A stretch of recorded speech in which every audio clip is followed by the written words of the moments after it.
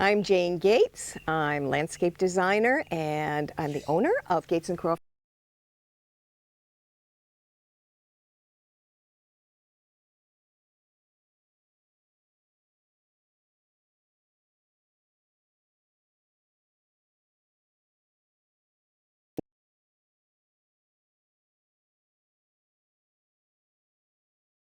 pavers carefully. If they're going to be in the sunshine, the darker the color they are, the more heat they're going to absorb. And then you get nice hot feet. You don't want to do that. So you want to go for a lighter color. These particular pavers are pieces of flagstone that were used, and there's gravel in between.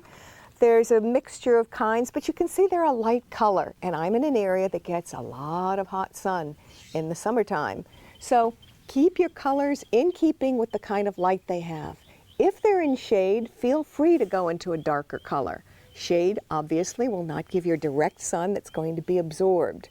Now, one really cool thing that knowing this about colors on pavers and also on concrete that you can use is that this color issue means you can kind of equalize the temperature. If you have plants, for example, and you're in an area that gets a little too cold, a little frosty in the winter, if you grow those in pots in an area where you actually have a lot of stone, particularly darker stone, it's going to get warmer, and so they will put out heat, especially in the evening.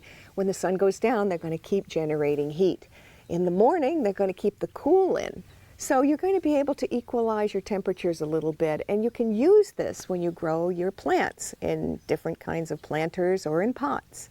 But when you're doing a flat surface to walk on, stick to the lighter colors in the sun, and that'll keep them cool.